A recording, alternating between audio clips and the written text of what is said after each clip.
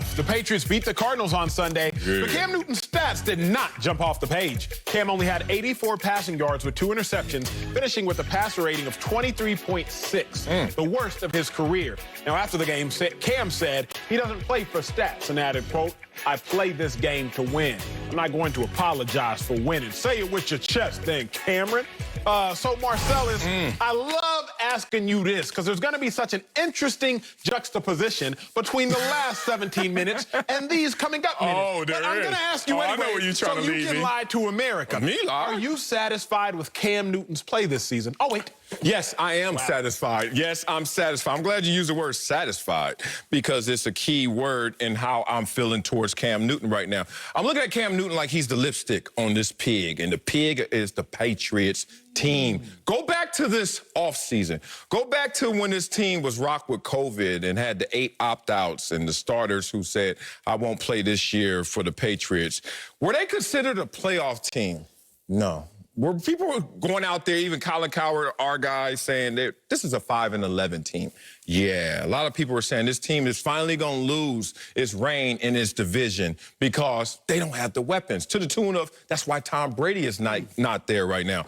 So no weapons, rocked by COVID, and it's supposed to be a transitional year. Not necessarily a rebuilding year, but a year for them to retool. What? Get a quarterback in by the name of Cam Newton. We don't have all the weapons we need, but we have $60 to $80 million next offseason for us to address those team needs and resources. So Cam Newton comes in, here's the lipstick on this ugly pig, and you now want to pick this moment to talk about Cam Newton and his play at the quarterback position. When? Why? Because Cam Newton just went 3-1 over the last 4 games. Oh, beating playoff hunt teams like the Ravens and the Cardinals. Oh, no team other than the Saints has more wins over the last 4 weeks than who? Cam Newton and the Patriots. But this is the moment you want to pick. I understand when there was times where you're like, Cam, y'all losing and you're not playing well, but the team wins, and then you pick this moment to try and strike. I know you're going to strike, so I'm going to interrupt you right now as you Google because you don't have enough notes to combat me, and let's hear what you got to say about this. Let's juxtapose each other. America, America, America.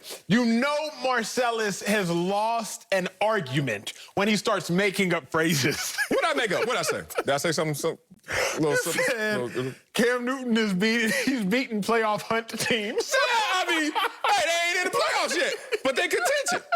It changes by the week. He ain't beating no playoff teams. Oh, Cam is beating. he hasn't beat. Wait, what? You have to say playoff hunt teams. Cam Newton has beaten a playoff team. Argument. Yes, I was about to say, don't do that. Yes, I'm saying in the last 4 weeks, ain't my fault. It's the schedule. I just found it comical. Me too. Started when I wrote it down.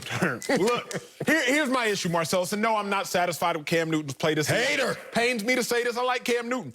But 3 times over the course of your argument, you said weapons. He didn't have weapons. You said he didn't have enough weapons. You said he didn't have the weapons he needs. Yep. Marcellus Wiley 3 times just said to y'all that the Cam Newton doesn't have the weapons. Yeah. I just find that funny coming off of a block in which you disregarded the lack of weapons for another quarterback. I found that funny. I'm not going to make this racial. Okay. You know, it's 2020. You want to go there? You trying to sell that book again. It's already selling enough. But I found that funny. Let me get to my point. Let me drop the sledgehammer on this man for y'all. Marcellus, what am I going to be satisfied with? The 9 interceptions?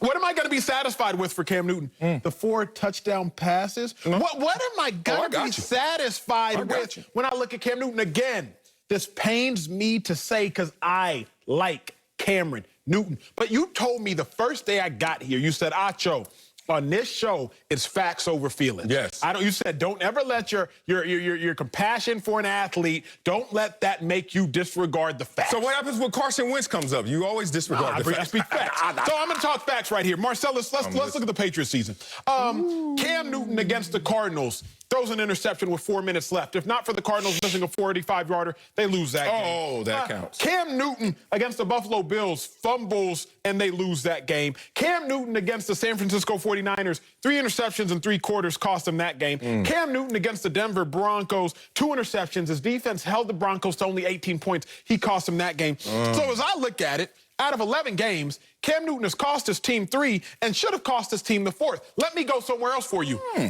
2 best games Cam Newton's played this year statistically. Seahawks, loss. Texans.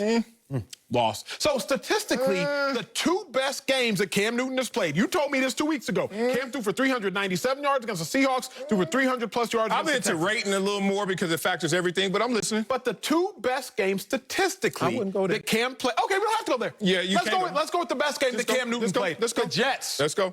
The best game Cam played was against the worst team we have seen in 2 decades. So I just can't sit here and say that I'm satisfied with Cam Newton, who's cost this team 3 games. He said that as well. Nor can I say that I'm satisfied with Cam Newton for playing his best game against the worst team in the history of the NFL, arguably. So you tell me. I'm telling you. You're satisfied when I just told you all of that. Oh, let me tell you about an offense that averages 364 yards a game with Cam Newton. But you want to point out the time where they only have Cam Newton throwing for 80 yards. You want to say, oh, that's the problem. But did they win that game? Yes, they did. You forget who this team is. A team that only lost close games to Seattle, Denver, and Buffalo with Cam Newton on the field. That's 5 points, 6 points, 3 points. Inches, one play away. Cam Newton instills the confidence in this team that is lacking its resources around it.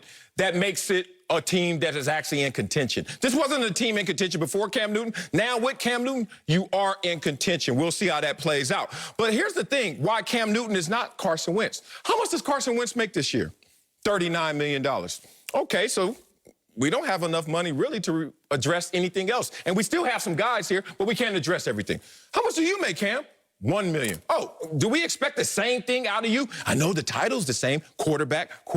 Carson Wentz is expected to do so much more. You can almost say 39 times as much as Cam Newton based on just what they're paid. But beyond that, let's look at Cam Newton, who's still playing better than your guy, Carson Wentz, still playing better than a lot of quarterbacks. According to my Pro Football Focus rankings, Cam Newton is at 17. I wonder who's under him, playing worse than him by the evaluators. Phillip Rivers. Whoa, really? No way. Joe Burrow? I thought he was going to be Rookie of the Year before injury.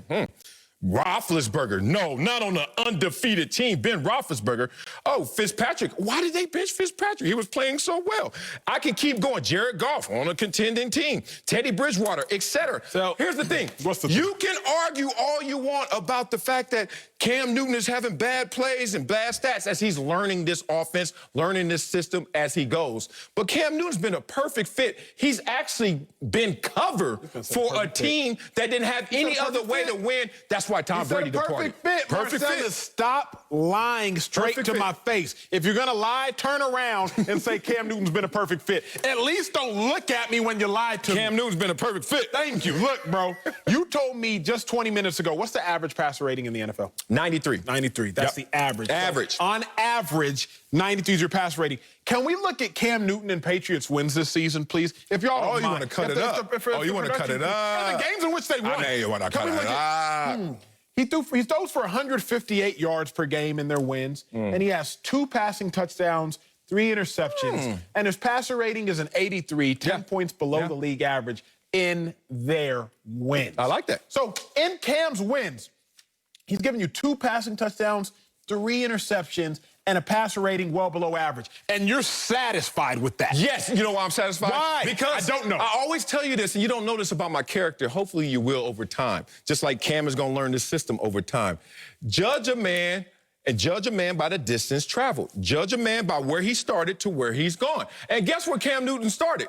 He started in June 28th, late to the program. And there was no program to go to because it was all virtual. And then he went to a team that the quarterback left. The coach was like, we don't really have a lot of cap money, so we can't do much. We're pretty much in transition.